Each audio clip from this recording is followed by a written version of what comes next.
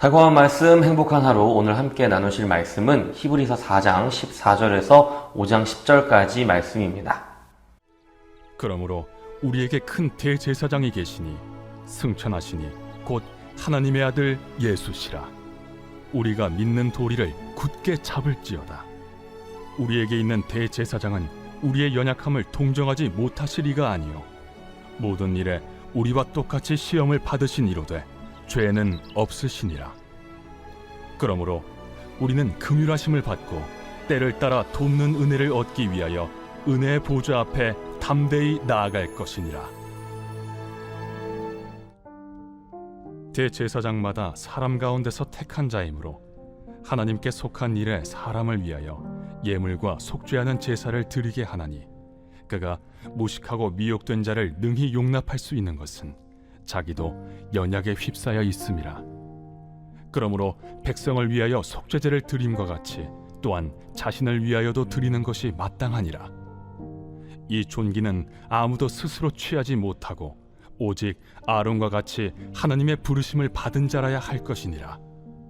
또한 이와 같이 그리스도께서 대제사장 되심도 스스로 영광을 취하심이 아니요 오직 말씀하신 이가 그에게 이르시되 너는 내 아들이니 내가 오늘 너를 낳았다. 또한 이와 같이 다른 데서 말씀하시되 내가 영원히 멜기세덱의 반차를 따르는 제사장이라. 그는 육체에 계실 때 자기를 죽음에서 능히 구원하실 이에게 심한 통곡과 눈물로 간구와 소원을 올렸고 그의 경건하심으로 말미암아 들으심을 얻었느니라. 그가 아들이시면서도 받으신 고난으로 순종함을 배워서 온전하게 되셨은즉 자기에게 순종하는 모든 자에게 영원한 구원의 근원이 되시고 하나님께 멜기세덱의 반차를 따른 대제사장이라 칭하심을 받으셨느니라. 우리에게 있는 대제사장은 우리의 연약함을 동정하지 못하실 리가 아니요 모든 일에 우리와 똑같이 시험을 받으신 이로되 죄는 없으시니라. 69절 암송 구절로 유명한 이 말씀은 우리에게 참 많은 위로를 주는 말씀입니다. 그리고 예수님의 인성과 신성에 대하여 정말 잘 설명해주는 말씀이기도 합니다. 예수님은 우리의 연약함을 동정하실 수 있는 분이라고 했습니다. 어떤 성도님들께는 아마 체휼이라는 말이 더 익숙하실지도 모르겠습니다. 여기서 말하는 동정 혹은 체휼이란 예수께서 연약한 인생의 한계를 연민과 공감으로만 경험하셨다는 의미가 아니라 스스로 친히 인간의 상태를 경험하여 잘 아신다는 의미입니다.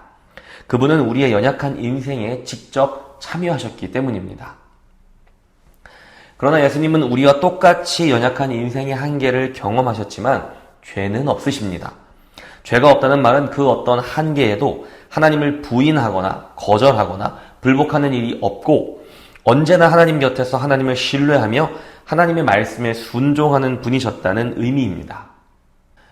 또한 오늘 본문 5장 8, 9절은 예수님에 대하여 이렇게 말씀합니다. 그가 아들이시면서도 받으신 고난으로 순종함을 배워서 온전하게 되셨은즉 자기에게 순종하는 모든 자에게 영원한 구원의 근원이 되시고. 예수님은 하나님의 아들이셨지만 마땅히 누려야 할 권세와 영광을 뒤로 하시고 고난을 받으셨습니다. 그리고 놀랍게도 그분은 그 고난으로 순종함을 배우셨고 마침내 온전하게 되셨다라고 말씀합니다.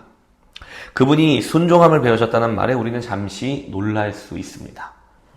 그러나 예수는 지혜와 키가 자라가며 하나님과 사람에게 더욱 사랑스러워 가시더라라는 이 복음서의 말씀을 떠올린다면 이 말씀의 의미가 무엇인지 금방 이해가 가실 것입니다.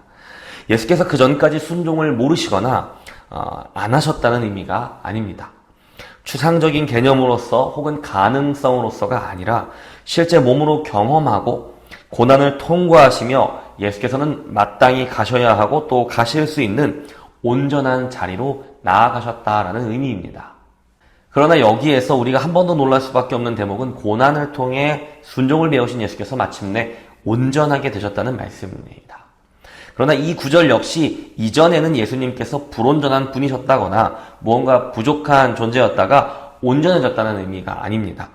고난을 통과하며 마침내 예수님은 하나님의 아들로서 자기의 사명을 완수할 그 존재로서 사명의 길에 한 차원 더 깊게 들어가는 단계에 이르렀다는 의미입니다.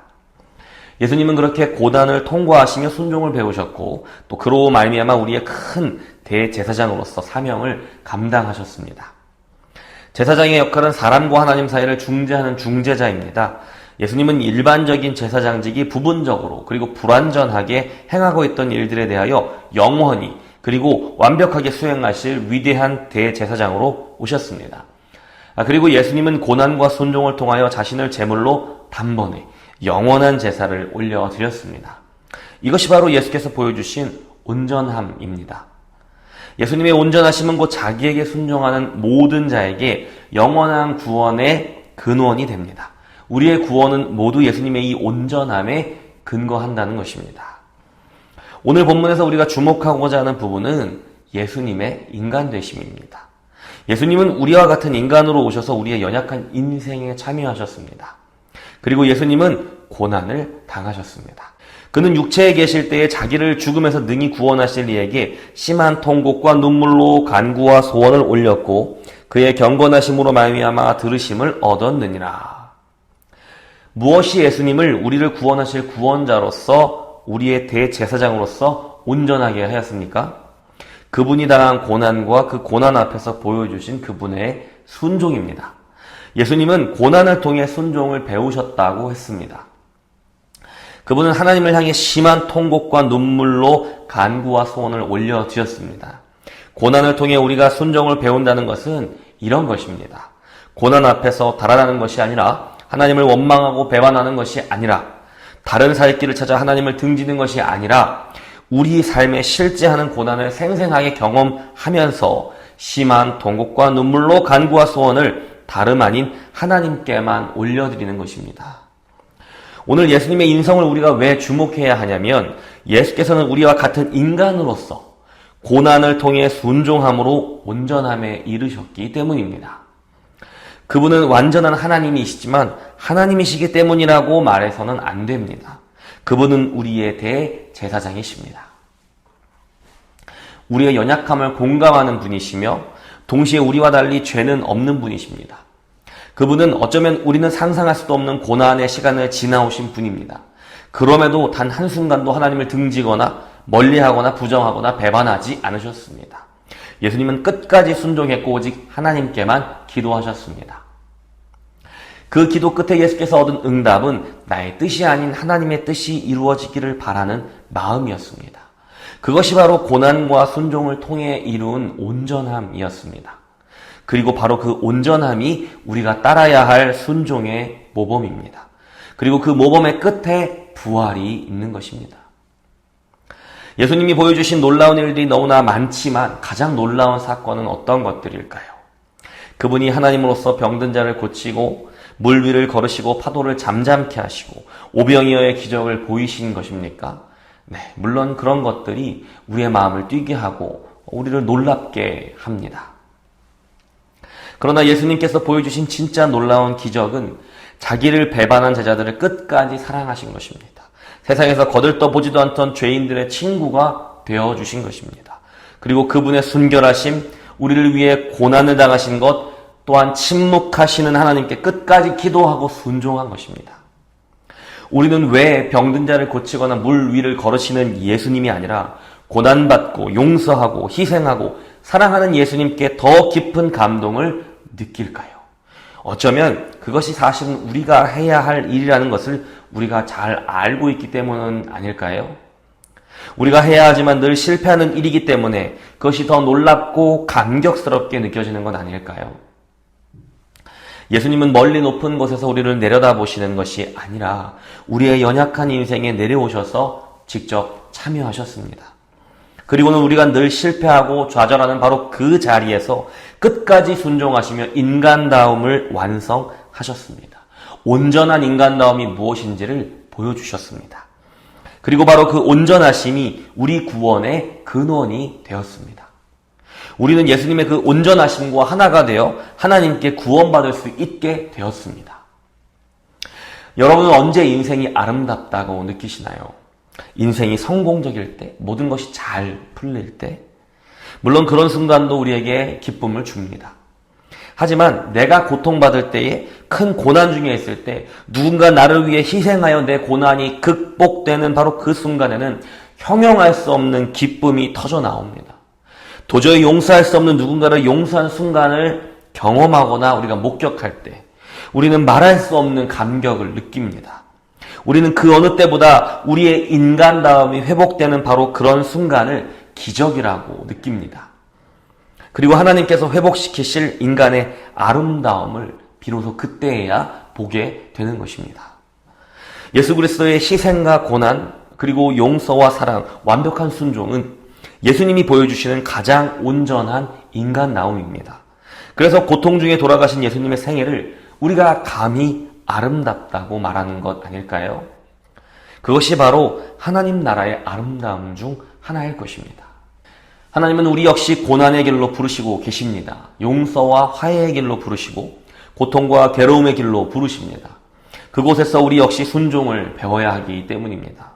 고난이라는 선생은 아주 고통스럽지만 우리에게 순종을 알려줄 것입니다. 그 배움의 길에서 하나님은 어쩌면 침묵하실지도 모릅니다.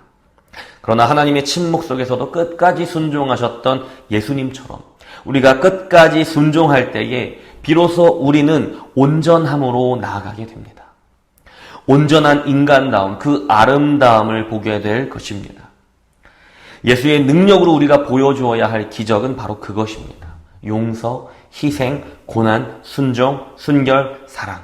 우리가 늘 실패하던 바로 그 인간다움을 온전하게 회복하는 것입니다. 그것이 예수를 닮는 것입니다. 그리고 그 순종의 끝에는 부활이라는 영광과 소망이 우리를 기다리고 있습니다. 이것이 우리의 믿음입니다. 오늘 하루 우리의 삶의 작은 한 부분이라도 바로 그 인간다움을 회복시키는 기적을 볼 수 있기를 축복합니다. 고난과 하나님의 침묵에도 끝까지 순종하여 나의 삶을, 그리고 누군가의 삶을 아름답게 만드는 하루가 될 수 있다면 바로 오늘이 여러분에게 가장 아름다운 하루가 될 것입니다. 예수님, 우리의 인간다움을 회복하도록 도와주시옵소서.